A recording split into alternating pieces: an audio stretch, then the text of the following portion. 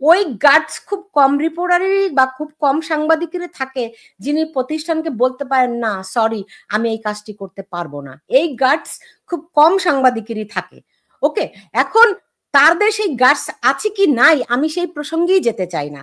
আপনি প্রতিষ্ঠানে দেখেন যমুনা টেলিভিশন কেমন করে নিকোল যেখানে অংশ নিয়েছে সেইটিকে অ্যালাউ করেছে। আপনি প্রতিষ্ঠানকে দেখতে হবে, আপনার ব্যক্তিকে নয়।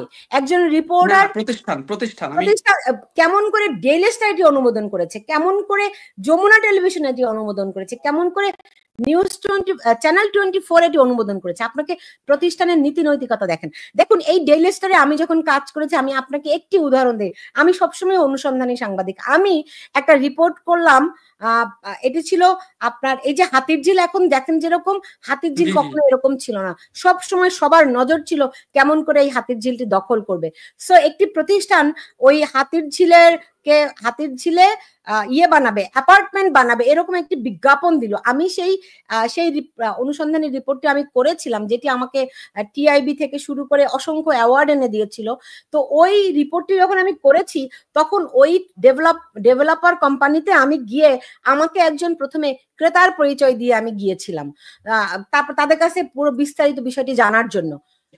এখন তাদেরকে আমি ডিসক্লোজ করি নাই যে আমি একজন রিপোর্টার, রাইট? আর তখন তো ডেইলি স্টারে তখন তো আমি টেলিভিশনে না, মানুষ আমাকে কমই চিনতো আর কি। ডেইলি স্টারে তো আর ধরেন মানে পত্রিকা অফিসে মানে ইন পার্সন কিংবা চেহারা দেখে চেনার কোনো সুযোগ ছিল না তখন।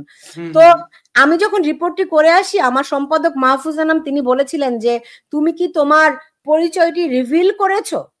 আমি বলেছি না, তাইলে তো ওরা আমাকে গুম করেই ফেলতো, ওরা আমাকে মেরেই ফেলতো, আমি নিরাপত্তাহীনতা বোধ করেছি। তখন আমাকে তিনি আবার ওই প্রতিষ্ঠানে পাঠিয়েছেন। ওই প্রতিষ্ঠানে গিয়ে আমাকে বলতে হয়েছে আপনি যে আমাকে এর আগের বার বলেছিলেন ওগুলো তো আমি একজন ক্রেতা হিসেবে আমাকে বলেছিলেন, কিন্তু আমি এখন আপনার কাছে এসেছি, আমি ডেইলি স্টারের রিপোর্টার হিসেবে এসেছি।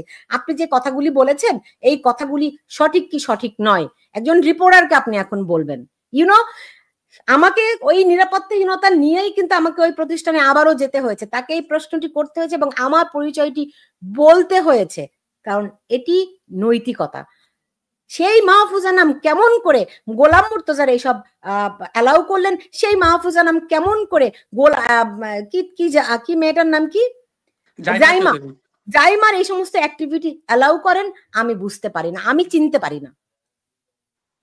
কেন তিনি তো ডক্টর ইউনূসকে নিয়ে কলাম লিখে ফেলেন, প্লিজ ডক্টর ইউনূস আপনি যাবেন না, আপনি আমাদের রেখে যাবেন না। Right, exactly. আমি জানি না, আমার বেনেসের সঙ্গে আমার অভিজ্ঞতা বঙ্গবন্ধুকে টার্গেট করবেন না, আরেকদিকে বলছেন ডক্টর ইউনূসকে প্লিজ আপনি যাবেন না, আপনি আমাদের সেভিয়র। রাইট, তো এগুলি আমার সঙ্গে আসলে আমার সঙ্গে মেলে না। আমি যেই ডেইলি স্টারে কাজ করেছি, যেই নীতি নিয়ে কাজ করেছি, সেই এডিটোরিয়াল পলিসি আমি এখন দেখতে পাই না। কিন্তু আপনি কি আপনার সাবেক সম্পাদক মাহফুজ আনামের এই কথাও জানতেন না? তিনি মুন্নি সাহার প্রশ্নের জবাবে এটিএন নিউজে বলেছিলেন that was my bad editorial judgement, যখন আমি ডিজিএফআই এর সোর্স থেকে 111 এ মানে ভেরিফিকেশন ছাড়া আমি নিউজ ছাপিয়ে দিয়েছি দুই নেত্রীর বিরুদ্ধে, এটা একটা প্রপাগান্ডামূলক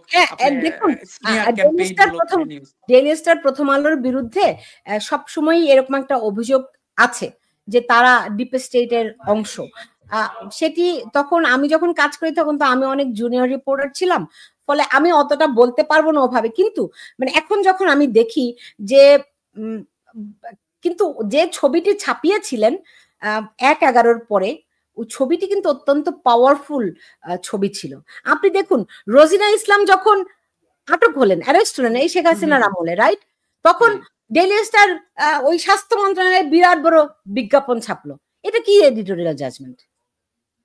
আপনি আমাকে বলুন, এটা তো কোনো এডিটোরিয়াল জাজমেন্টের মধ্যে পড়ে না। এবং সেই সময়ও কিন্তু ডেইলি স্টার অত্যন্ত সমালোচনার মধ্যে পড়েছিল। আসলে হয় কি, আপনি যখন অনেক বড় প্রতিষ্ঠান হবেন কিংবা যেই গণমাধ্যম মানুষকে সত্যি সত্যি প্রতিনিধিত্ব করতে পারে, সেই গণমাধ্যমের কাছে মানুষ নীতি নৈতিকতা মেনে সাংবাদিকতা আশা করে। তাদের সামান্যতম বিচ্যুতিও মানুষ অনেক বড় করে দেখে, যেগুলি হয়তো অনেক প্রতিষ্ঠানের কাছে মানুষ আশা করে না। কিন্তু ধরেন ডেইলি স্টার কিংবা প্রথম আলো, তাদের জনপ্রিয়তা আপনি দেখুন, তারা সবসময় এন্টি পলিটিক্যাল একটা অ্যাক্টিভিটি করে, রাইট? ধরেন আওয়ামী লীগ সরকারের বিরুদ্ধে বড় বড় রিপোর্ট করা অনেক সহজ, কিংবা বিএনপি সরকারের বিরুদ্ধে অনেক বড় বড় রিপোর্ট করা অনেক সহজ। আওয়ামী লীগ আমলে মাছ মাংসের স্বাধীনতা লাগবে করে রিপোর্ট করে, এখন প্রথম আলো কিংবা ডেইলি স্টার দেখি তারা নিউজের শিরোনাম পাল্টে দেয় ধমকের চোটে হাসনাত সার্জিসের, কিংবা আপনার নিউজ সরিয়ে দেয়। তা আপনি এটাকে কিভাবে দেখছেন? এই এই এই স্বাধীনতা কি ডেইলি স্টার প্রথম আলো চেয়েছিল, বা এই স্বাধীনতা কি তারা এখন সন্তুষ্ট যে তারা মাছ মাংসের স্বাধীনতা, তারা এখন চাল ডালের স্বাধীনতাও লিখতে পারছে না, শাকসবজির স্বাধীনতাও লিখতে পারছে না? জি, সেটি আসলে তারা উত্তরটা দিতে পারবেন, কিন্তু আমি যেটি বুঝি যে আপনার কখনো কখনো এরকম ক্রাইসিসের সময়ে প্রতিষ্ঠানকে বাঁচিয়ে রাখা, প্রতিষ্ঠানকে টিকিয়ে রাখতে অনেক কিছু কম্প্রোমাইজ করতে হয়। আমি বোধ করি যে হয়তো ডেইলি স্টার, প্রথম আলো কিংবা বেশিরভাগ গণমাধ্যম এখন ওই কম্প্রোমাইজে আছে। তারা হয়তো চাইলেও অনেক কিছু করতে পারে না, কারণ প্রতিষ্ঠান যদি বন্ধ করে দেয়, আপনি দেখুন ডেইলি স্টার, প্রথম আলোর সামনে জিয়াফত হয়েছে, তাদেরকে কথায় কথায় হুমকি দেয়া হয়, তাদেরকে কি বলা হয়, কি কি আজে বাজে নাম দিয়ে, তাদের প্রতিষ্ঠানের নাম দিয়ে ওই ফ্রান্স থেকে তাদের নামে মব তৈরি করার চেষ্টা করা হয়, তাই না? সেনা প্রহরায় তাদের অফিস রাখতে হয়, তাই না? ফলে বুঝতে পারেন যে প্রত্যেকটা গণমাধ্যম, আমি শুরুতে যেটি বলেছি, একটা বিদ্যমান কাঠামোয় অত্যন্ত নিয়ন্ত্রিতভাবে এই মুহূর্তে তারা গণমাধ্যম পরিচালনা করছে, অত্যন্ত কঠোর নিয়ন্ত্রণের মধ্যে। যেই নিয়ন্ত্রণটি এরশাদের আমলেও ছিল না, অন্য কোনো আমলেই ছিল না।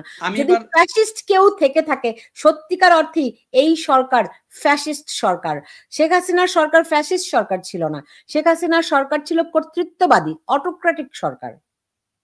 তারা গণতান্ত্রিক সরকার ছিল না, কিন্তু তারা ছিল অত্যন্ত কর্তৃত্ববাদী সরকার। এখন সেই কর্তৃত্ববাদী সরকার আমাদের দেশে দরকার আছে কি না, এরকম অনেক বিতর্কে আমরা যেতে পারি, কিন্তু তারা কখনোই ফ্যাসিস্ট সরকার ছিল না। ফ্যাসিস্ট সরকার, এই ইউনূসের সরকার হচ্ছে প্রকৃত অর্থেই ফ্যাসিস্ট সরকার।